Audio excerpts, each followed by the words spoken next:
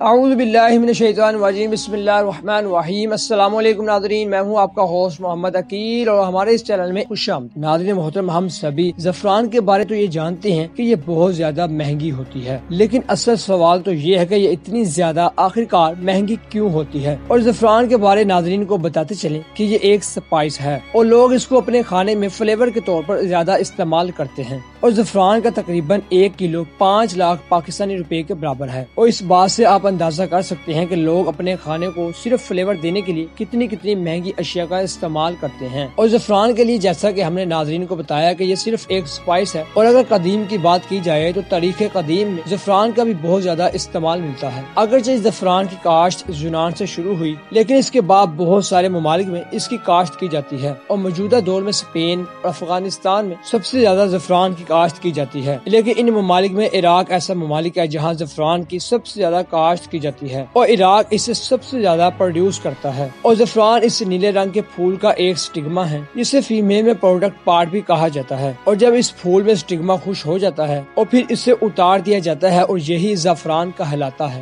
ناظرین، زعفران کے ایک گلاب کے لیے کم از کم 400 سے 500 پھول چاہیے ہوتے ہیں، کیونکہ ہر پھول میں تقریباً 3 سٹگما موجود ہوتے ہیں، اور ظاہر ہے کہ اس کو اگانے کے لیے ایک بہت بڑا رقبہ بھی چاہیے۔ اور اس بات سے ناظرین آپ اندازہ کر سکتے ہیں کہ صرف 1 کلو زعفران کے لیے کس قدر زیادہ مزدوروں کو رکھنا ہوگا، اور آپ اندازہ بھی کر سکتے ہوں گے کہ زعفران اتنی مہنگی آخرکار کیوں ہوتی ہے۔ لیکن ناظرین، کہانی یہاں ختم نہیں ہوتی، اور زعفران کے اندر ایسے کیمیکل موجود ہوتے ہیں جو کہ بہت زیادہ ریئر کیمیکل ہوتے ہیں، لیکن ان کا کچھ خاص ادویات بنانے میں بہت زیادہ اہم کردار ہے۔ زعفران کو بہت زیادہ مہنگی ترین کاسمیٹک اور پرفیوم کے لیے بھی استعمال کیا جاتا ہے، اور اس میں موجود ریئر کیمیکل اس کو بے حد ایکسپینسو بنا دیتے ہیں۔ اور زعفران کو مہنگا بنانے کے لیے ایک اور وجہ یہ بھی ہے کہ اس کے پھول بہت ہی زیادہ نازک ہوتے ہیں۔ تو ناظرین، یہ تھی آج کی ہماری مختصر ویڈیو۔ ہم امید کرتے ہیں کہ آپ کو آج کی ویڈیو بھی کافی پسند آئی ہوگی۔ دوبارہ جلد حاضر ہوں گے ایک اچھی اور نئی ویڈیو کے ساتھ۔ اجازت دیجیے، اللہ حافظ۔